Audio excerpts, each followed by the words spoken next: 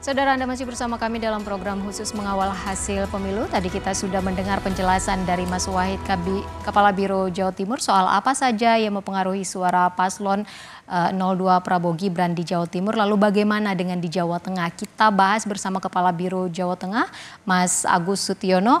Mas Agus, kita tahu Jawa Tengah ini kan kandangnya banteng ya. Pertanyaannya, mengapa paslon Prabowo Gibran ini bisa unggul sementara dari hitung cepat di Litbang Kompas? Angkanya itu 57,58%. Apa yang menjadi faktornya? Ya, baik Ibu. Jadi perlu diluruskan dulu bahwa PDIP memang menjadi menguasai wilayah Jawa Tengah untuk legislatifnya. Jadi secara keseluruhan di Jawa Tengah, perolehan suara PDIP dari tahun ke tahun itu mengalami peningkatan, dan itu bisa terlihat dari perolehan suara tahun 2004, kemudian 2009, 2014 dan 2019. Dengan perolehan suara saat ini, mungkin PDIP masih bisa menguasai wilayah Jawa Tengah. Namun bagaimana dengan Pilpres? Rupanya kalau untuk Pilpres mungkin bisa dibilang bahwa apa yang diusung oleh PDIP tidak selalu bisa memenangkan pemilihan. Kita kembali flashback sebelumnya, review bahwa tahun 2004 PDIP juga pernah mengusung pasangan Megawati Hasyim Muzadi, kemudian tahun 2009 Megawati berpasangan dengan Prabowo, dan itu juga kalah di Jawa Tengah. Kemudian sekarang, ya kalau sekarang dengan perolehan sementara yang ada di beberapa lembaga survei termasuk di Litbang Kompas, pasangan 02 sekarang saat ini mengungguli, dan pasangan 03 Ganjar masih berada mungkin di bawahnya. Itu mungkin bisa cukup dimengerti, Ibu. Jadi memang pasangan untuk capres tidak selalu pasangan yang diusung PDIP itu bisa memenangi pemilu. Itu iya, untuk pemilihan legislatif, Mas Agus, ini mengapa PDI Perjuangan masih solid suaranya di Jawa Tengah, sementara kalau kita lihat suara Ganjar dari hitung cepat itu suaranya tertinggal secara signifikan dari Prabowo?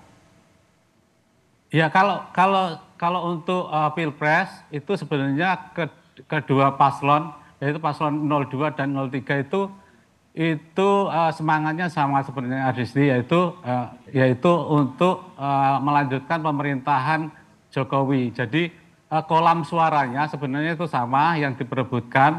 Jadi tinggal pengaruh Jokowi efek yang sangat tinggi terlihat sekali bahwa pengaruh Jokowi lebih kuat dibandingkan pengaruh PDIP. Baik, Mas Agus, kalau untuk di Solo kampanye PDIP ini kan bisa dikatakan cukup masif ya, tapi mengapa suara paslon Ganjar Mahfud tertinggal dari Prabowo? Iya, memang itu sebabnya. Kalau di simbol-simbol kandang banteng seperti Solo dan Semarang saat ini perolehannya memang tertinggal, Ivo. Jadi itu tadi yang saya sampaikan bahwa untuk capres suara dari pasangan 03 memang terlihat lebih kecil dibandingkan pasangan 02. Paling tidak itu untuk sementara, perolehan sementara saat ini itu lebih ke arah karena memang pengaruh Jokowi tadi, Jokowi efek, di mana memang sudah meskipun tidak secara langsung disampaikan bahwa asosiasi masyarakat bahwa Jokowi mendukung pasangan 02 bisa terlihat hasilnya di pemilu saat ini. Baik, terima kasih Mas Agus, Kepala Biro Jawa Tengah. Selanjutnya kita akan mendengarkan bagaimana penjelasan dari Kepala Biro Jawa Barat. Sudah ada Mas Nugroho Iman Santoso. Mas Nugi, ini mengapa perolehan suara paslon Anies Muhaimin kalau menurut hitung cepat Litbang Kompas ada di 29,50% di Jawa Barat. Padahal pasangan Amin mengeklaim masa di Jabar ini besar. Mas Nugi, Anda mendengar suara saya? Mas Nugi? Saudara, kami masih berupaya untuk menghubungi Mas Nugi, Kepala Biro Jawa Barat. Mas Nugi, sudah mendengar suara kami? Baik. Baik, sudah mendengar Mas Nugi? Iya. Iya, baik. Iya, baru mendengar. Ya, baik, bagaimana? Terima kasih. Mas Nugi, ini mengapa perolehan suara paslon Anies Muhaimin ini kalau menurut hitung cepat Litbang Kompas kan di angka 29,50% di Jawa Barat. Padahal kan pasangan Amin klaim masa di Jabar ini besar. Oke, ini menjadi menjadi fenomena yang menarik bahwa ketika klaim boleh saja dilakukan ketika masa kampanye, ketika para paslon menghadirkan keyakinan bahwa pemilih akan memilihnya. Tetapi untuk di Jawa Barat sepertinya dominasi Prabowo Gibran masih cukup terasa. Apa yang terjadi dengan pasangan Anies Muhaimin dan Prabowo Subianto?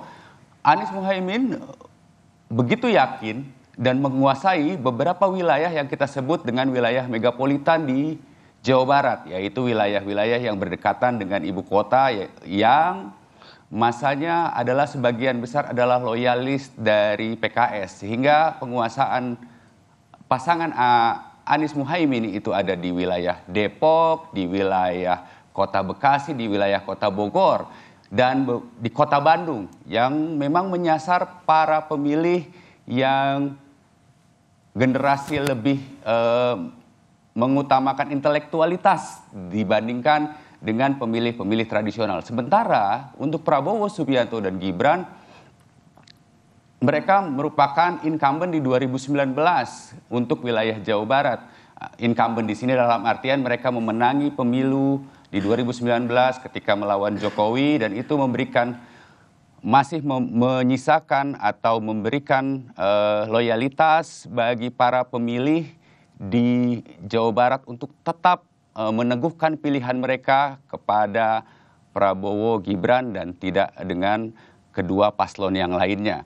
Tapi ada yang menarik juga bahwa dalam pemilu legislatif tidak pernah ada satupun partai di Jawa Barat yang mendominasi. Di 2004 kita melihat bahwa Golkar menjadi pemenang untuk pemilu legislatif. Kemudian di 2009 ada Partai Demokrat. Di 2014 ada PDIP menjadi pemenang untuk pemilu legislatif. Dan di 2019 ada Partai Gerindra yang mendominasi di sini. Hal-hal ini menjadi fenomena yang menarik karena karakter dari pemilih di Jawa Barat itu cenderung pragmatis dan cenderung heterogen. Dalam 6 klaster kita bisa lihat ada klaster megapolitan, kemudian ada klaster Karawangan, ada klaster Ciayu Majakuning atau Cirebon, Majalengka, Kuningan, kemudian ada klaster Bandung Raya yang meliputi kota Bandung, Cimahi, dan Kabupaten Bandung Barat, ada klaster Priangan Timur, ada klaster Priangan Barat. Masing-masing klaster itu punya ciri khas yang berbeda, dan disitulah pertarungan yang menarik. Sehingga sampai sekarang kita bisa menyatakan bahwa tidak ada dominasi partai politik di Jawa Barat hingga pemilu 2019.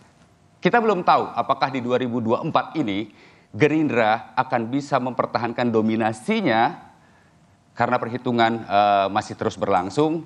Dan saya juga belum mendapatkan hasil terkini dari suara-suara yang masuk hasil hitung suara legislatif melalui pemilu 2024 KPU, ya. Ya, tadi kan Anda mengatakan bahwa suara PKS ini ternyata besar di kota-kota besar. Lalu bagaimana dengan di kabupaten? Apa sebenarnya menjadi faktor suara paslon Prabowo Gibran ini unggul sementara?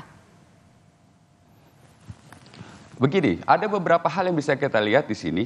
Ada faktor media sosial, ada faktor figur dan popularitas.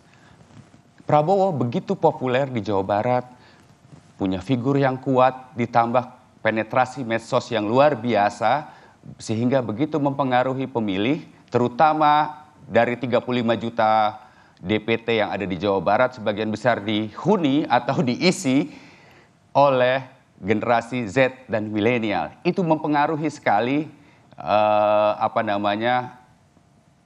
keinginan memilih atau preferensi memilih para pemilih untuk meyakinkan pilihan mereka kepada Prabowo Gibran. Di samping itu ada hal-hal yang menarik, ada dua hal paling tidak yang saya catat.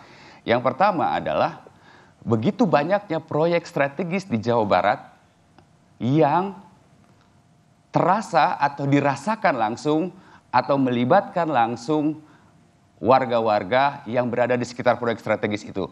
Kita sebut misalnya Pelabuhan Patimban, kemudian ada Bandara Kertajati, dibukanya Tol Cisumdawu, dan saat ini sedang dalam pengerjaan Tol Cigatas menuju Tasik dan akan menembus ke Jawa Tengah. Ditambah lagi proyek strategis nasional kereta cepat, itu juga cukup membuat antusiasme warga untuk meyakinkan pilihan mereka bahwa proyek strategis nasional ini akan dilanjutkan pembangunannya dan akan diteruskan pekerjaannya hingga selesai oleh Prabowo. Kira-kira seperti itu gambarannya. Terima kasih banyak penjelasannya. Kepala Biro Jawa Barat, Mas Nugroho Iman Santoso. Sebelumnya ada Kepala Biro Jawa Tengah, ada Mas Agus, dan sebelumnya juga ada Kepala Biro Jawa Timur, ada Mas Wahid dan saudara. Usai jeda kami masih akan kembali lagi di program khusus mengawal hasil pemilu. Tetaplah bersama kami di Kompas TV.